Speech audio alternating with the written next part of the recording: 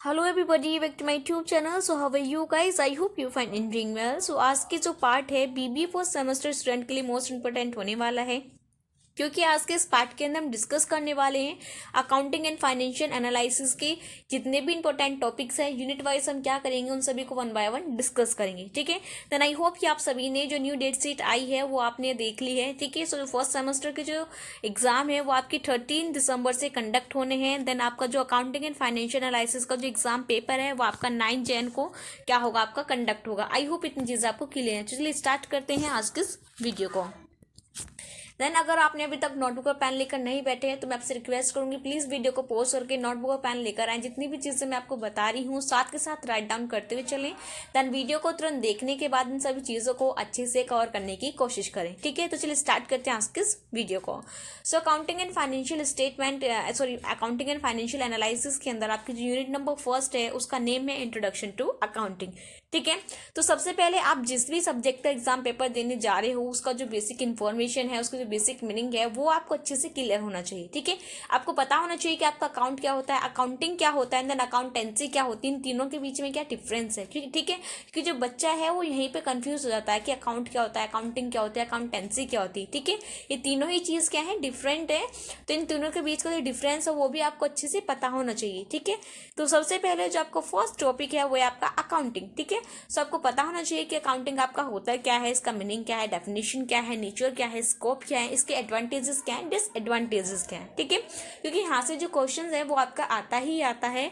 So accounting की जो basic information है, इसका जो बेसिक मीनिंग है, इसके जो एडवांटेजेस एंड डिसएडवांटेजेस हैं, ये सारे आपको अच्छे से क्लियर होने चाहिए। ठीक है, अगर अकाउंटिंग से रिलेटेड क्वेश्चन की बात करें 2011, 12, 20 एंड 21 के अंदर इससे रिलेटेड जो क्वेश्चन है वो आपका आया है। नेक्स्ट है आपका बुक कीपिंग एंड अकाउंटिंग। ठीक है, तो सबसे पहले आपको पता होना चाहिए कि बुक कीपिंग आपका होता क्या है, अकाउंटिंग क्या होता है। ठीक है, बुक कीपिंग और अकाउंटिंग के बीच में क्या डिफरेंस होता है। ठीक है, क्योंकि जब भी एग्जाम के अंदर अगर आपसे बुक कीपिंग के रिलेटेड क्वेश्चन आता है तो बुक कीपिंग के साथ साथ इसके बेसिक मीनिंग के साथ साथ अकाउंटिंग एंड बुक कीपिंग के बीच का जो डिफरेंस है, ठीक है, वो भी आपसे पूछ लिया जाता है। ठीक है, तो छोटा सा डिफरेंस है, उसको अच्छे से कवर कर लेना। ठीक है, अगर बुक कीपिंग एंड अकाउंटिंग के डिफरेंस देन इनकी मीनिंग की बात करें, इनकी रिपीटेशन की बात करें 2012, 13, 14, 15, 16, 17, 18 एंड 21 के अंदर इससे रिलेटेड जो क्वेश्चन है वो आपका आया है। ठीक है, नेक्स्ट क्या है, नेक्स्ट है आपका अकाउंटिंग प्रिंसिपल्स। ठीक है, सो जो यूनिट नंबर फर्स्ट के अंदर मेनली क्या है, आपका थ्योरिकल पोर्शन है। ठीक है, यूनिट नंबर सेकंड के अंदर भी क्या आपका थ्योरिटिकल पोर्शन है। यूनिट नंबर थर्ड से आपका क्या हो रहा है, आपका जो न्यूमेरिकल पोर्शन और थ्योरी का जो पोर्शन है वो दोनों ही कंबाइन है। ठीक है, यानी कि जो न्यूमेरिकल पोर्शन है बेसिकली वो आपका थर्ड यूनिट से स्टार्ट हो रहा है। ठीक है, सो वीडियो के लास्ट में हम ये भी देखेंगे कि न्यूमेरिकल जो है वो आपके किस किस टॉपिक के अंदर से आते हैं। ठीक है, और यहाँ से जो आपकी unit number first and second के अंदर से जितनी भी थ्योरी है उसको अच्छे से कवर कर लेना। ठीक है, थर्ड, फोर्थ, फिफ्थ इनसे भी जो थ्योरी है उसको भी अच्छे से कवर कर लेना। ठीक है, क्योंकि आप थ्योरी से भी इसके अंदर पास हो सकते हो। ठीक है, देन यहाँ पे जो आपके accounting principle, convention and standards हैं, ठीक है, ये क्या है आपके बहुत ज़्यादा इंपॉर्टेंट है। ठीक है, अकाउंटिंग प्रिंसिपल्स हो गए, कॉन्सेप्ट हो गए, दोनों ही एक चीज़ होती है। ठीक है, अकाउंटिंग प्रिंसिपल्स एंड कन्वेंशंस, इनको तो जरूर से अच्छे से कर लेना। ठीक है, क्योंकि ये क्या है आपके मोस्ट इंपॉर्टेंट है और यहाँ से जो क्वेश्चन है वो आपका आता ही आता है। ठीक है, नैन अगर हम अकाउंटिंग प्रिंसिपल्स या कॉन्सेप्ट की रिपीटेशन की बात करें 2013, 14, 17, 21 एंड 22 के अंदर अकाउंटिंग प्रिंसिपल या कॉन्सेप्ट से रिलेटेड जो क्वेश्चन है वो आपका आया है। ठीक है, यानी कि लास्ट ईयर भी यहाँ से जो क्वेश्चन है वो आपका आया है।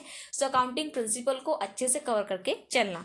ठीक है, नेक्स्ट है आपका अकाउंटिंग कन्वेंशन। ठीक है, तो अकाउंटिंग कन्वेंशन हो गया या फिर अकाउंटिंग इक्वेशन हो गया। ठीक है, इनका जो बेसिक मीनिंग है, अकाउंटिंग जो कन्वेंशन होते हैं हमारे 3 से 4 कन्वेंशन होते हैं। तो जितने भी कन्वेंशन है उनके आपको जो नेम है और उनका जो मीनिंग है वो आपको अच्छे से पता होना चाहिए। ठीक है, अकाउंटिंग इक्वेशन, अकाउंटिंग इक्वेशन के अंदर आपको सबसे पहले पता होना चाहिए कि अकाउंटिंग इक्वेशन आपकी होती क्या है। ठीक है, क्या इसके फीचर्स होते हैं, क्या इसके एडवांटेजेस होते हैं। ठीक है, उसके बाद आपको अकाउंटिंग इक्वेशन का जो फॉर्मेट है वो भी आपको अच्छे से पता होना चाहिए। ठीक है, नेक्स्ट आपका अकाउंटिंग स्टैंडर्ड, तो आपके जितने भी स्टैंडर्ड होते हैं, इंटरनेशनल स्टैंडर्ड हो गए, इंडियन स्टैंडर्ड होंगे, सारे स्टैंडर्ड्स आपको अच्छे से क्लियर होने चाहिए। ठीक है, स्टैंडर्ड से रिलेटेड जो क्वेश्चन है आपका 2020 के अंदर आया था। आई होप इतनी चीज़ आपको क्लियर है। ठीक है, नेक्स्ट क्या है, नेक्स्ट आपकी यूनिट नंबर सेकंड का नेम क्या आपका mechanism sorry mechanics of accounting, ठीक है। तो इस यूनिट के अंदर से आपकी जो जर्नल एंट्री है, ये जो इसका फर्स्ट टॉपिक है, ठीक है। देन जर्नल एंट्री के ऊपर आपको स्टार मार्क कर लेना है, क्योंकि जो जर्नल एंट्री है मोस्ट इंपॉर्टेंट है, ठीक है। जर्नल एंट्री के अंदर क्या है, जर्नल एंट्री से जो रिलेटेड जो जब आपका क्वेश्चन आता है तो उसका जो मीनिंग, फीचर्स, फॉर्मेट, देन इसके गोल्डन रूल्स, एडवांटेजेस, डिसएडवांटेजेस, ठीक है, ये क्या है आपकी काफ़ी इंपॉर्टेंट चीज़ें हैं। तो जर्नल एंट्री से रिलेटेड आपकी बुक के अंदर जितनी भी चीज़ें दी हुई हैं उन सभी चीज़ों को अच्छे से कवर कर लेना, क्योंकि यहाँ से जो क्वेश्चन है वो आपका आता ही आता है, ठीक है। Then numerical question, journal entry से एक तो न्यूमेरिकल क्वेश्चन आपका डेफिनेटली आता ही आता है, तो आपको न्यूमेरिकल क्वेश्चन करने आने चाहिए, ठीक है। इसकी जो थ्योरी है वो आपको आनी चाहिए, ठीक है। और जर्नल एंट्री आप तभी कर पाओगे जब आपको गोल्डन रूल्स पता होंगे, ठीक है। तो जितने भी गोल्डन रूल्स हैं उनके जो जितने भी गोल्डन रूल्स हैं उनके नेम क्या हैं, ठीक है, उनके रूल्स क्या हैं, ये सारी चीज़ें आपको अच्छे से क्लियर होनी चाहिए, क्योंकि इससे रिलेटेड जो क्वेश्चन है वो आपका आता ही आता है, ठीक है। सो जर्नल एंट्री से रिलेटेड क्वेश्चन की बात करें अगर 2012, 17, 18, 19, 20, 21, 22 के अंदर जर्नल एंट्री से रिलेटेड जो क्वेश्चन है वो आपका आता ही आता है, ठीक है। यानी कि लास्ट 3 ईयर में जो आपका जर्नल एंट्री से रिलेटेड जो क्वेश्चन है वो आपका आया ही आया है, ठीक है।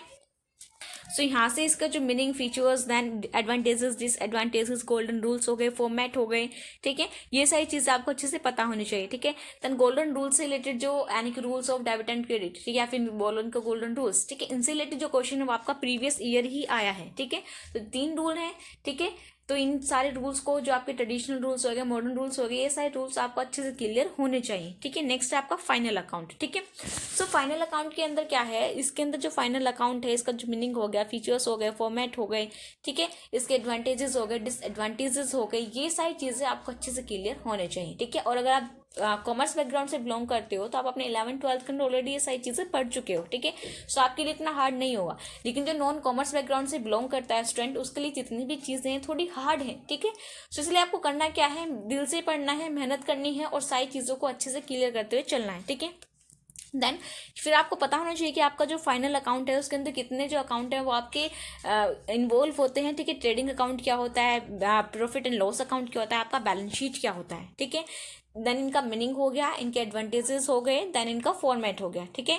फॉर्मेट जो है आपका सभी को अच्छे से पता होना चाहिए कि आपका जर्नल एंट्री का फॉर्मेट क्या होता है, फाइनल अकाउंट का फॉर्मेट क्या होता है, ट्रायल बैलेंस का फॉर्मेट क्या होता है, ठीक है, क्योंकि फॉर्मेट से रिलेटेड जो क्वेश्चन है वो भी आपके आते हैं, ठीक है।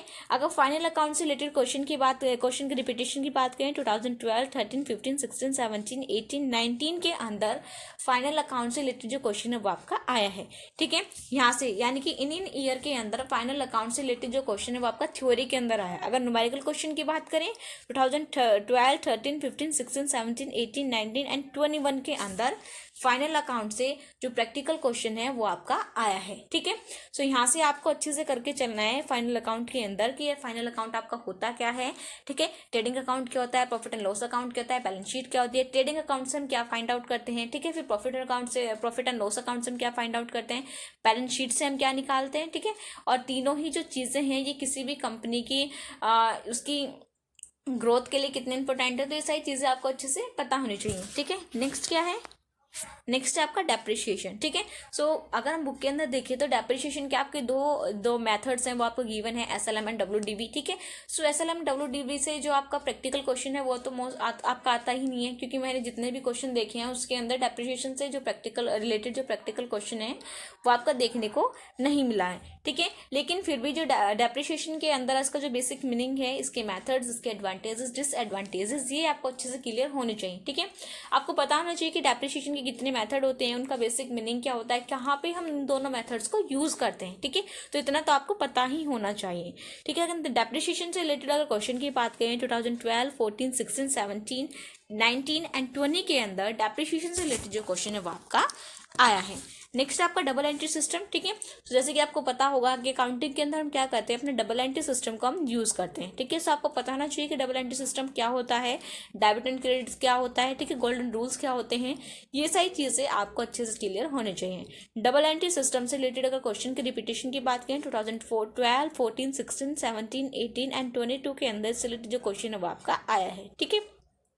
तो हमेशा याद रखना, जब भी डबल एंट्री सिस्टम से रिलेटेड क्वेश्चन आता है तो कहीं ना कहीं वो आपसे सिंगल एंट्री सिस्टम के बारे में पूछ लेता है, ठीक है। तो double entry system and single entry system दोनों के बीच का डिफरेंस है वो भी आपको अच्छे से पता होना चाहिए, ठीक है। नेक्स्ट आपका ट्रायल बैलेंस, ठीक है। तो जो ट्रायल बैलेंस का बेसिक मीनिंग है, इसकी जो डेफिनेशन है, इसके फीचर्स, एडवांटेजेस, डिसएडवांटेजेस, ये आपको अच्छे से पता होना चाहिए। देन ट्रायल बैलेंस का जो फॉर्मेट है वो भी आपको क्लियर होना चाहिए कि ट्रायल बैलेंस को हम बनाते किस तरीके से हैं, ठीक है। देन ट्रायल बैलेंस और बैलेंस शीट का जो डिफरेंस है वो भी आपको अच्छे से पता होना चाहिए। इनके फॉर्मेट का भी जो डिफरेंस है वो भी आपको अच्छे से पता होना चाहिए, ठीक है।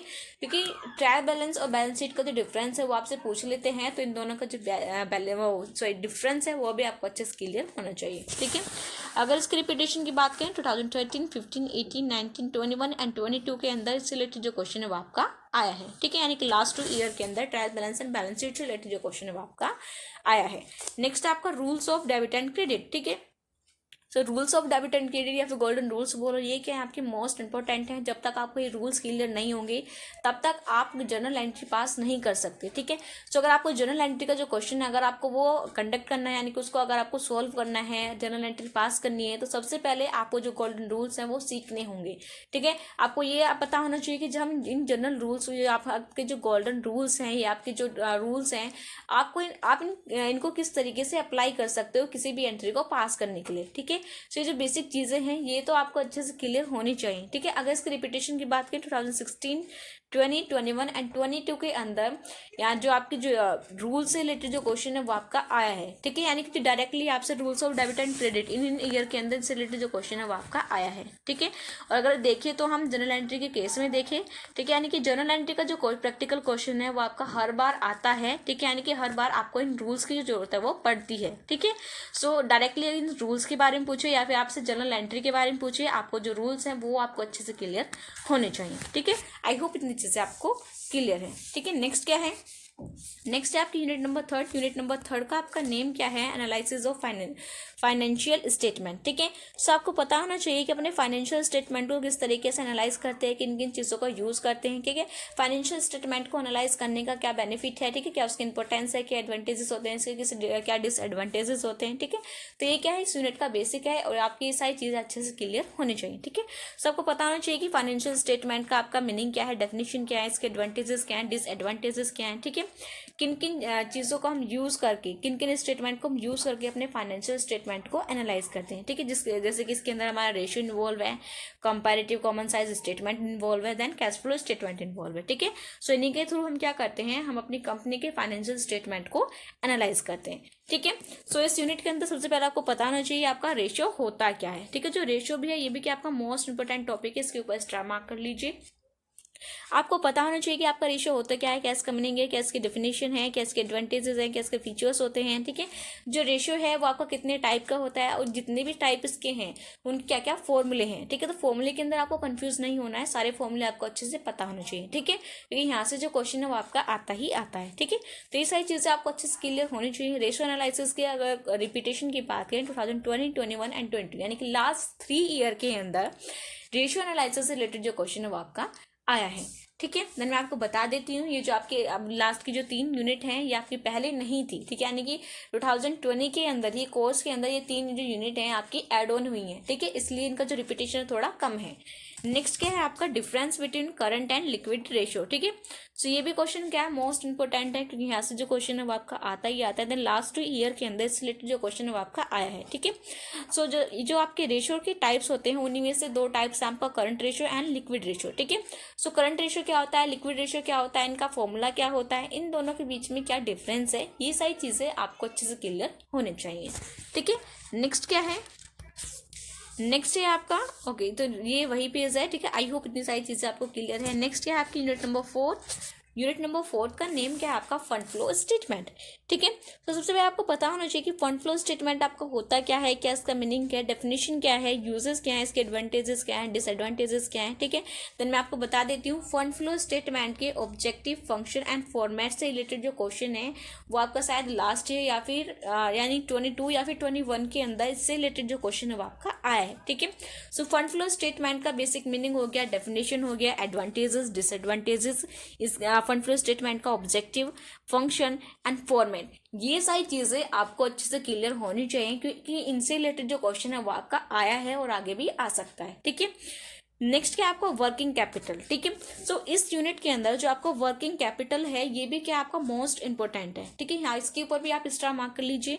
ठीक है, क्योंकि वर्किंग कैपिटल से रिलेटेड जो प्रीवियस ईयर की बात करें, 2022 की बात करें, तो वर्किंग कैपिटल से रिलेटेड जो प्रैक्टिकल क्वेश्चन है यानी कि जो न्यूमेरिकल क्वेश्चन है वो आपका आया है। ठीक है, 3 मार्क के अंदर आपसे वर्किंग कैपिटल का जो क्वेश्चन है वो आपसे पूछा गया था। ठीक है, और देन अगर प्रीवियस ईयर की और बात करें तो उसके अंदर भी 7.5 के अंदर वर्किंग कैपिटल से रिलेटेड जो क्वेश्चन है वो आपका आया है। ठीक है, तो यहाँ से वर्किंग कैपिटल का एक तो थ्योरी का क्वेश्चन आने मतलब आ जाता है, लेकिन जो प्रैक्टिकल क्वेश्चन जो आपका न्यूमेरिकल क्वेश्चन है वर्किंग कैपिटल से वो आपका आता ही आता है। ठीक है, सो वर्किंग कैपिटल का मीनिंग क्या होता है, इसकी डेफिनेशन क्या होती है, इसके एडवांटेजेस क्या है, इसके डिसएडवांटेजेस क्या है, इसके यूजेस क्या हैं। ठीक है, इसका फॉर्मूला क्या है और किस तरीके से हम वर्किंग कैपिटल को कैलकुलेट करते हैं। ठीक है, ये सारी चीज़ें आपको अच्छे से क्लियर होनी चाहिए। ठीक है, जैसे कि मैंने आपको बताया कि प्रीवियस ईयर ही वर्किंग कैपिटल से रिलेटेड जो क्वेश्चन है वो आपका आया है, तो प्लीज़ इसको अच्छे से क्लियर करते हुए चलना। ठीक है, देन वर्किंग कैपिटल के अगर रिपीटेशन की बात करें 2020, 21 एंड 22 यानी कि लास्ट 3 ईयर के अंदर इससे रिलेटेड जो क्वेश्चन है वो आपका आया ही आया है।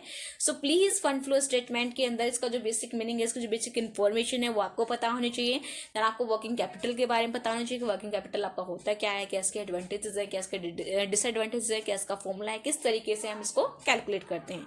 नेक्स्ट आपको फंड फ्लो स्टेटमेंट। ठीक है, सो फंड फ्लो स्टेटमेंट की वही चीजें आएंगी कि इसका क्या इसका मीनिंग है, क्या इसकी डेफिनेशन है, इसका ऑब्जेक्टिव क्या है, फंक्शन क्या है, फॉर्मेट क्या है। ठीक है, ये सारी चीजें आपको अच्छे से क्लियर होनी चाहिए। अगर इसकी रिपीटेशन की बात करें 2021, 2021 एंड 22 के अंदर इससे रिलेटेड जो क्वेश्चन है वो आपका आया है। नेक्स्ट आप यूनिट नंबर 5 का नेम क्या है आपका, कैश फ्लो स्टेटमेंट। ठीक है, सो कैश फ्लो स्टेटमेंट के अंदर सबसे पहले आपको पता होना चाहिए कि कैश फ्लो आपका होता क्या है। ठीक है, इसका मीनिंग क्या है, डेफिनेशन क्या है, इंपोर्टेंस क्या है। ठीक है, इसके एडवांटेजेस क्या है, डिसएडवांटेजेस हैं, क्या है इसका यूज है। ठीक है, देन क्या कैश फ्लो स्टेटमेंट का क्या फॉर्मेट है। ठीक है, क्योंकि प्रीवियस ईयर की अगर हम बात करें तो कैश फ्लो स्टेटमेंट के फॉर्मेट से रिलेटेड जो क्वेश्चन है वो आपका आया है। ठीक है, उसके अंदर पूछा गया था कि कैश फ्लो स्टेटमेंट क्या है, आपको उसको डिफाइन करना था, उसके फीचर्स एंड एडवांटेजेस और डिसएडवांटेजेस को लिखना था, साथ के साथ आपको ये भी बताना था कि हम किस तरीके से कैश फ्लो स्टेटमेंट को प्रिपेयर करते हैं। ठीक है, यानी कि जो कैश फ्लो स्टेटमेंट का जो फॉर्मेट है वो आपको अच्छे से बताना था। ठीक है, बेसिकली कैश फ्लो स्टेटमेंट के अंदर आपकी 3 एक्टिविटी इन्वॉल्व होती है। ठीक है,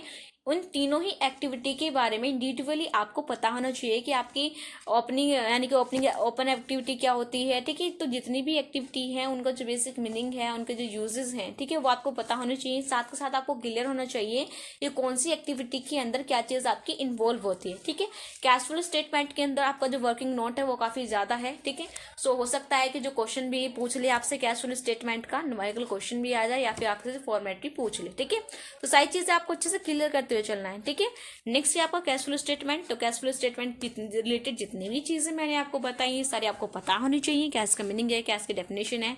ठीक है, कैश फ्लो इनपुट क्या होता है, आउटपुट क्या होता है। ठीक है, इसकी एक्टिविटी क्या होती है, कितनी एक्टिविटी इन्वॉल्व होती है, क्या उनके यूजेस होते हैं, कौन सी एक्टिविटी के अंदर आपकी कौन सी चीज़ आती है। ठीक है, उनका वर्किंग नोट क्या होता है। तो ये सारी चीज़ें आपको अच्छे से क्लियर होनी चाहिए, क्या इसका फॉर्मेट होता है, क्योंकि यहाँ से जो क्वेश्चन है वो आपका आता ही आता है। ठीक है, कैश फ्लो स्टेटमेंट का जो फॉर्मेट है उसको अच्छे से कर लेना, क्योंकि उससे जो रिलेटेड क्वेश्चन है वो आपका आता ही आता है। ठीक है, अगर इसकी रिपीटेशन की बात करें 2020, 21 एंड 22 के अंदर कैश फ्लो स्टेटमेंट से रिलेटेड जो क्वेश्चन है वो आपका आया है। नेक्स्ट बात करिएगा हम न्यूमेरिकल क्वेश्चन की। ठीक है, तो न्यूमेरिकल क्वेश्चन से जो कैश फ्लो स्टेटमेंट से जो न्यूमेरिकल क्वेश्चन है वो भी आपका आ जाता है। ठीक है, 2021 एंड 22 के अंदर से जो क्वेश्चन वो आपका आया है। ठीक है, और जिसका जो फॉर्मेट है और इसका ऑब्जेक्टिव हो गया, मीनिंग हो गया। ठीक है, लास्ट ईयर ही कैश फ्लो स्टेटमेंट के फॉर्मेट, ऑब्जेक्टिव एंड मीनिंग से रिलेटेड जो क्वेश्चन है वो आपका आया है। ठीक है, सो कैश फ्लो स्टेटमेंट से आपको कुछ भी नहीं छोड़ना है, यहाँ से सारी चीज़ों को अच्छे से कवर करते हुए चलना है। देन इसका जो फॉर्मेट है उसके ऊपर आपको ज़्यादा फोकस करना है कि कैश फ्लो स्टेटमेंट का फॉर्मेट हम किस तरीके से बनाते हैं, किस तरीके से क्वेश्चन को सॉल्व करते हैं, किस तरीके से हम हर एक्टिविटी के वर्किंग नोट को प्रिपेयर करते हैं। ठीक है, आई होप इतनी चीज़ें आपको क्लियर हैं। ठीक है, नेक्स्ट क्या है, नेक्स्ट बात करते हैं न्यूमेरिकल पोर्शन की, ठीक है। सो यहाँ से जो न्यूमेरिकल इन टॉपिक से आपका जो न्यूमेरिकल क्वेश्चन है वो आपका आता है, तो इसलिए आपने करना क्या है, इन टॉपिक के ऊपर आपको ज़्यादा फोकस करना है, ठीक है। फर्स्ट क्या आपका जर्नल एंट्री, ठीक है। डेफिनेटली 100% जर्नल एंट्री से रिलेटेड जो क्वेश्चन है वो आपका आता ही आता है, तो आपको पता होना चाहिए कि जर्नल एंट्री होती क्या है, ठीक है। जो गोल्डन रूल्स हैं वो आपके क्या कौन कौन से गोल्डन रूल्स होते हैं, ठीक है। देन अगर आपको पता है तो कमेंट करके जरूर बताना कि आपके गोल्डन रूल्स कितने हैं, ठीक है, और कहाँ कहाँ हम इनको यूज़ करते हैं, ठीक है। कौन कौन से गोल्डन रूल्स हैं और किस तरीके से अपनी जर्नल एंट्री के अंदर हम इन रूल्स को यूज करते हैं। नेक्स्ट आपका फाइनल अकाउंट, तो फाइनल अकाउंट से रिलेटेड जो क्वेश्चन है वो भी आपको आता है। आपको पता होना चाहिए trading account, profit and loss account, balance sheet, ठीक है। तीनों के बारे में आपको पता होना चाहिए, तीनों का फॉर्मेट क्लियर होना चाहिए। आपको पता होना चाहिए कि ट्रेडिंग अकाउंट के अंदर आपके सारे direct expenses and direct income आती है, कौन कौन से डायरेक्ट इनकम होते हैं, कौन कौन से डायरेक्ट एक्सपेंसेस होते हैं। देन प्रॉफिट एंड लॉस के अंदर क्या होते हैं, आपके इनडायरेक्ट आते हैं, तो आपको पता होना चाहिए इनडायरेक्ट इनकम और इनडायरेक्ट लॉसेस क्या होते हैं, ठीक है। तो ये सारी चीजें आपको अच्छे से क्लियर होनी चाहिए। नेक्स्ट आपका रेशियो, तो रेशियो से भी जो आपका क्वेश्चन है वो आ जाता है, ठीक है। तो आपको रेशियो के जितने भी रेशियो हैं, जितने भी रेशियो के टाइप्स हैं, आपको सारे टाइप्स पता होने चाहिए, उनके सभी के फॉर्मूले क्लियर होने चाहिए, ठीक है। नेक्स्ट आपको वर्किंग कैपिटल, तो वर्किंग कैपिटल से भी जो आपको न्यूमेरिकल क्वेश्चन आता है, वर्किंग कैपिटल का आपका फॉर्मेट क्या होता है, क्या इसका फॉर्मूला है, किस तरीके से हम किसी यानी कि वर्किंग कैपिटल कैलकुलेट करते हैं, ये सारी चीजें आपको अच्छे से पता होनी चाहिए। नेक्स्ट आपका कैश फ्लो स्टेटमेंट, तो कैश फ्लो स्टेटमेंट के अंदर आपको क्लियर होना चाहिए कैश फ्लो स्टेटमेंट आपका होता क्या है, इनपुट कैश फ्लो इनपुट क्या होता है, आउटपुट क्या होता है, ठीक है। देन इसका फॉर्मेट क्या होता है और किस तरीके से हम अपने जो हमारे वर्किंग नोट है किस तरीके से उनको प्रिपेयर करते हैं, किस तरीके से वर्किंग नोट को प्रिपेयर करके अपने कैश फ्लो स्टेटमेंट को कंप्लीट करते हैं, ठीक है। यानी कि वहां से किस तरीके से हम कैश एंड कैश इक्विवेलेंट को इक्वल करते हैं, ठीक है। तो ये सारी चीजें आपको अच्छे से क्लियर होनी चाहिए, ठीक है।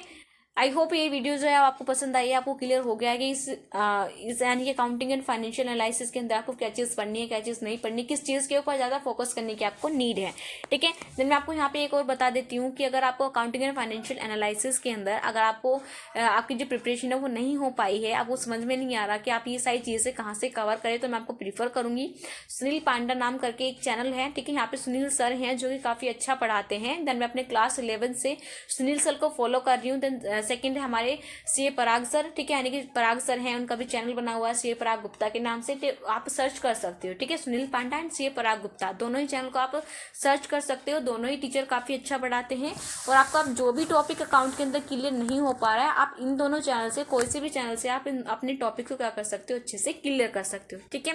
तो मैं आपको बता देती हूँ कि मैं अपनी क्लास 11 से दोनों ही सर को फॉलो कर रही हूँ और इनकी सारी वीडियोस देखती हूँ और इनकी वीडियोस के थ्रू ही मैंने अपने class 11, 12 and BBA first semester के अंदर अकाउंट के अंदर अच्छे मार्क्स क्या करे हैं, गेन करें, ठीक है। सो आई होप ये सारी चीजें आपको क्लियर हैं। देन अगर आपको कोई भी टॉपिक समझ में नहीं आता है तो आप इन टीचर से अपने जो टॉपिक है उनको क्लियर कर सकते हैं, ठीक है। So thank you very much everyone for watching this video. If you're new on my channel, so don't forget to like, comment, subscribe it. Also share this video with your friends and colleagues. Then all the best everyone for your examination. Bye bye, see you in the next video.